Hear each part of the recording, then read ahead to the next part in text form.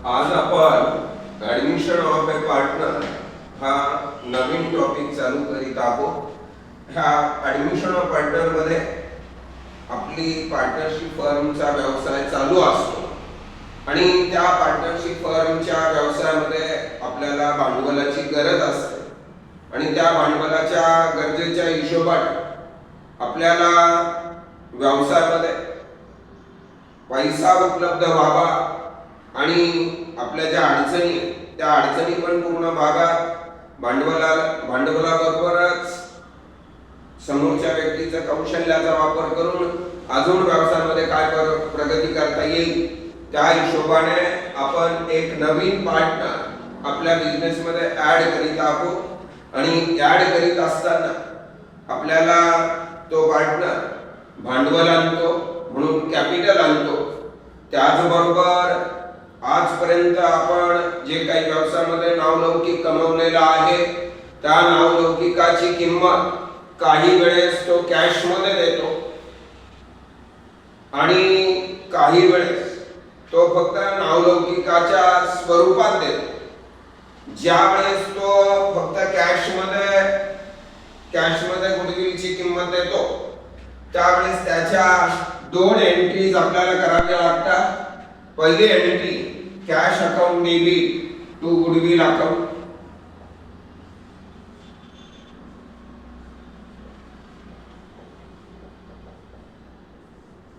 आणि दुसरी entry goodwill account debit to old partners capital account.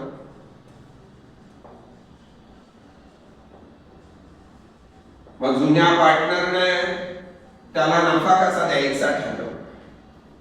त्या नफ्याच्या रेशोनुसार ते गुडविल ह्या दोन्ही पार्टनरला वाटलं जाईल. म्हणजे नफा वाटताना जर नवीन पार्टनर येत आहे आणि तुम्ही न्यू रेशो काढला तर त्याचा सॅक्रिफाईस रेशो काढावा लागतो आणि जर जुना रेशो सेम असेल तर गुडविल हे जुन्या पार्टनरला त्यांच्या जुन्या रेशो प्रमाणे वाटून द्या म्हणजे काम सोपं होतं. परंतु न्यू रेशो दिलेला असेल तर तुम्हाला सॅक्रिफाईस रेशो काढावा लागतो. सॅक्रिफाईस रेशोचं सूत्र आहे सॅक्रिफाईस रेशो बरोबर old ratio minus new ratio.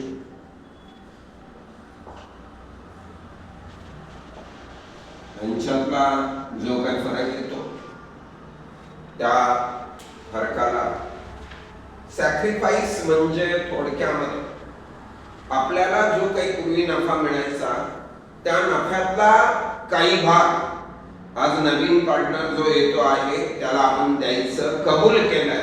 म्हणजे थोडक्यामध्ये आपल्याला जो पूर्वी नफा मिळायचा त्याच्यातला काही भाग आपण नवीन पार्टनरला देणार आहोत. म्हणजे थोडक्यामध्ये आपल्या नफ्याचा काही भागाचा आपण त्याग केला म्हणजे त्याग केला म्हणून त्याला सॅक्रिफाईस असं म्हटलं जातं. म्हणून सॅक्रिफाईस रेशो तुम्हाला काढावा लागतो. तो केव्हा काढावा लागेल? ओल्ड रेशो आणि न्यू रेशो यांच्यात फरक असेल त्यावेळेस. इतर वेळेस काढण्याची गरज नाही. हा महत्वाचा मुद्दा.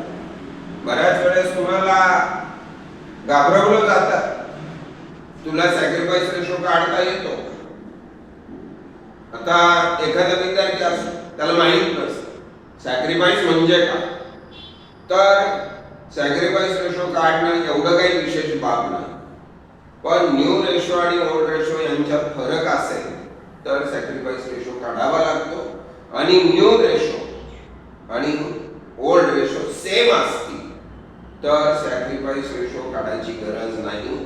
जुन्या रेशो प्रमाणेच गुडविल वाटलं जाईल आणि सॅक्रिफाईस रेशोचा वापर फक्त गुडविल वाटपासाठी बाकीचा दुसरा कुठेही केला जात.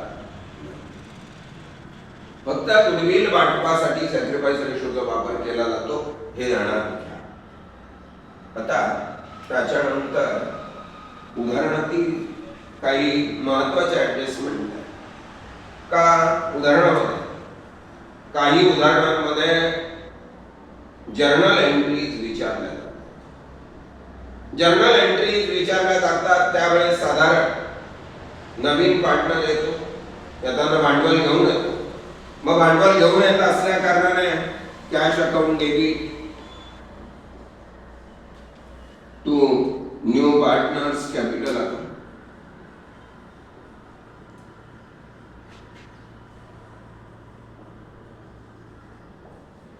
नवीन पार्टनरने भांडवल आणलं आणि भांडवल आणताना तो कॅशच्या स्वरूपात आणतोय, म्हणून cash account debit to new partners capital account. आणि या दोन एंट्र्या आपल्याला लक्षात घ्याव्या लागतील. जर उदाहरणार्थ पार्टनरने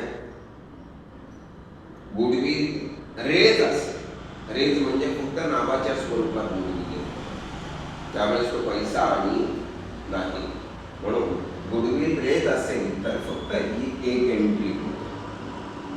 काय होतं? एकच एंट्री होते, डबल एंट्री करण्याचं काम नाही, कॅशमध्ये एंट्री होणार नाही. आणि याच्यानंतर तुम्हाला आवश्यक असणाऱ्या एंट्र्या, आता ऍसेटच्या किमती कमी झाल्या. ऍसेटच्या किमती काय झाल्या? कमी झाल्या. मग ऍसेटच्या किमती कमी झाल्या म्हणजे काय झाला? तुम्हाला तोटा झाला का नफा झाला? तोटा झाला, बरोबर आहे. नुकसान झालं. नुकसानीला आपण नॉमिनल अकाउंटच्या नियमानुसार काय देतो? डेबिट, बरोबर आहे ना? नॉमिनल अकाउंटच्या नियमानुसार डेबिट देतो आणि डेबिट देत असल्या कारणाने आपल्याला या ठिकाणी profit and loss adjustment account debit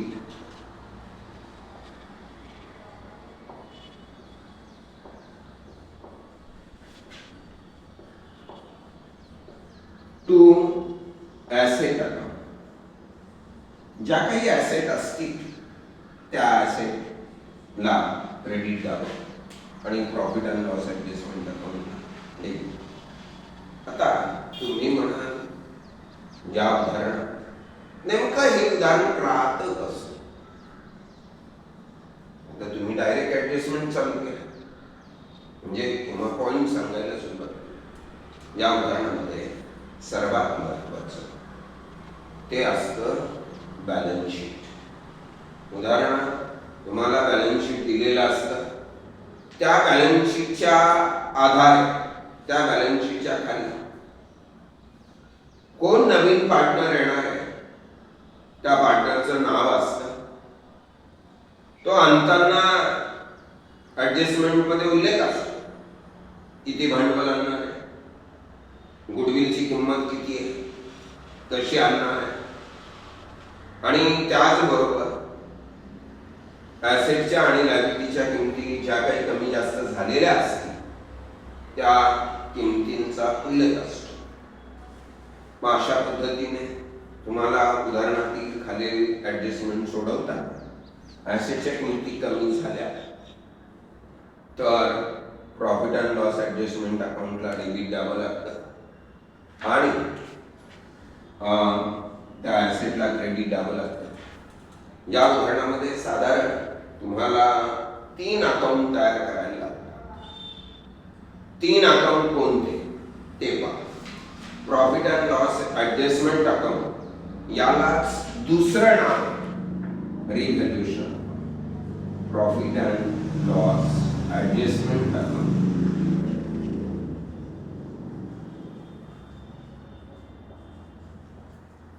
यालाच दुसरं नाव आहे रिव्हॅल्युएशन अकाउंट.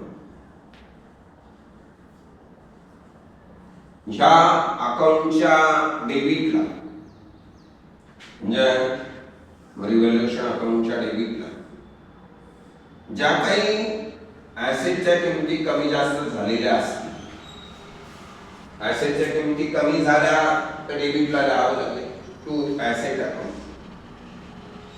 ज्या काही ऍसेट असतील त्या सगळ्या ऍसेटची नावं टाकावी लागतील. आणि लायबिलिटीच्या किमती वाढल्या, मुद्दा लक्षात घ्या, थोडस कन्फ्युजन होतं विद्यार्थ्याचं. ऍसेटच्या किमती कमी झाल्या तर डेबिटला लिहायचं आणि लायबिलिटीच्या किमती वाढल्या तरी डेबिटला लिहायचं. मुद्दा लक्षात घ्या. लायबिलिटीच्या किमती वाढल्या म्हणजे तुम्हाला पैसे द्यावे लागणार आहे. तुमच्या दृष्टिकोनातून तो खर्च आहे आणि खर्च असल्या कारणाने आपण तो प्रॉफिट अँड लॉस अकाउंटच्या डेबिटला लिहितो. म्हणून ॲसेट डिक्रीज आणि लायबिलिटीज इनक्रीज.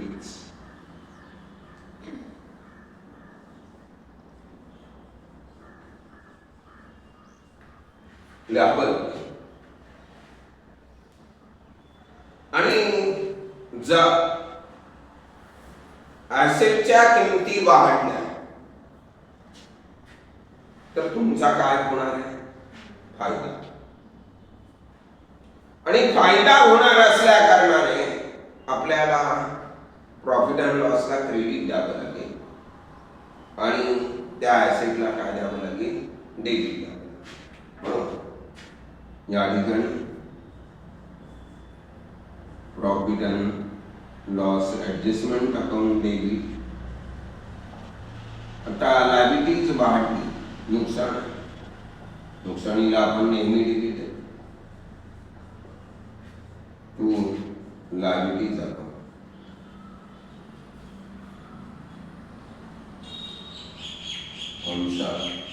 इनक्रीज. लायबिलिटीज वाढली तर डेबिट द्यावं लागेल आणि ॲसेट वाढली तर asset account debit to profit and loss adjustment.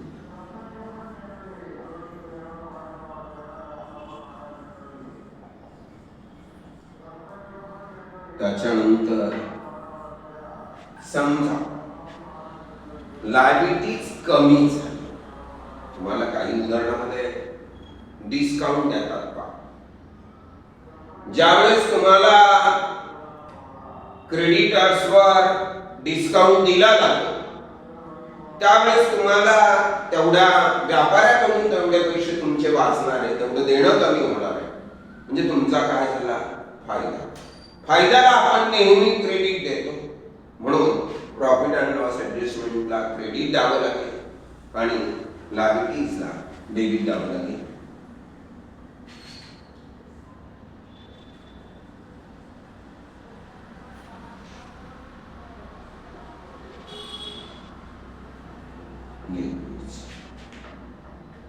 नंतर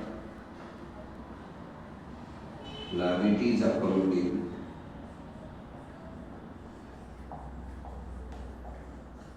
to profit and loss adjustment.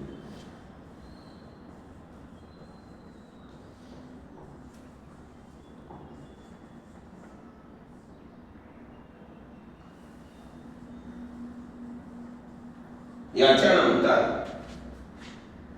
मला उदाहरणामधला अतिशय महत्वाचा भाग म्हणजे आता ह्या सगळ्या ऍडजस्टमेंट झाल्यानंतर तुम्हाला profit and loss adjustment account close करावं लागतं. Profit and loss adjustment account close करावं लागतं आणि त्या प्रॉफिट अँड लॉस ऍडजस्टमेंटला जर तोटा झाला असेल तर तो तोटा पार्टनरला वाटून द्यावा लागेल. म्हणून पार्टनर्स कॅपिटल अकाउंट देईल.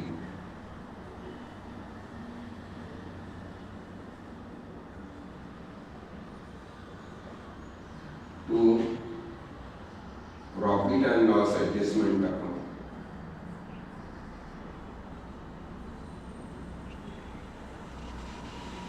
बी loss transfer to old partners capital. जुन्या पार्टनरला तो लॉस वाटून दिला जाईल.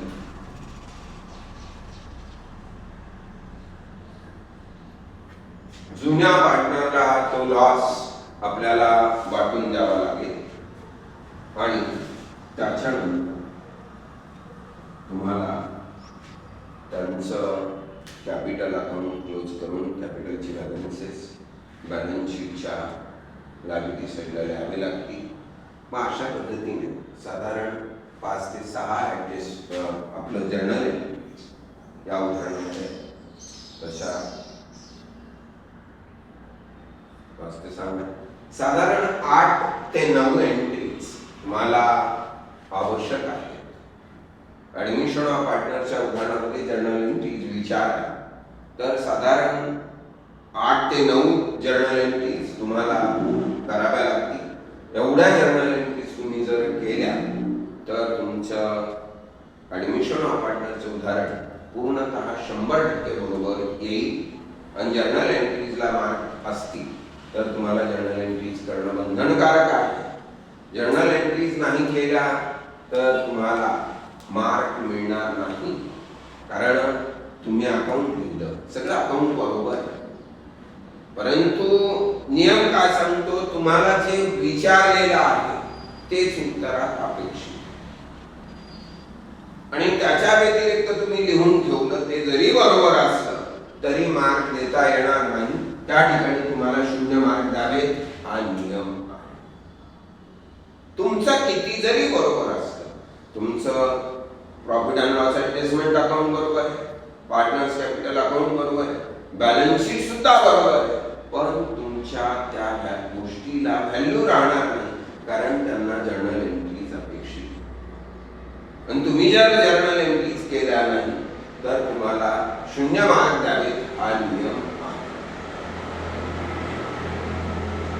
मग तुम्ही बरेच विद्यार्थी असं म्हणतात का शिक्षकाने आमच्यावर काढला, तसा कुठलाही प्रकार नसतो. हा गैरसमज काढून टाका का शिक्षक चुकीचा आहे, शिक्षक दारू पिलेला असेल म्हणून आम्हाला मार्क कमी दिले. अशा गोष्टीच्या कमेंट विद्यार्थी आपसामध्ये करतात. तो पण प्रकार चुकीचा आहे कारण शिक्षक हा कोणावरही अन्याय करीत नाही हे मात्र 100%. म्हणून हे ऍडमिशन ऑफ पार्टनरच्या उदाहरणामध्ये एवढे पॉइंट येतील. साधारण आपण आज याच्यानंतर लगेच ऍडमिशन ऑफ पार्टनरचं पहिलं उदाहरण घेऊ.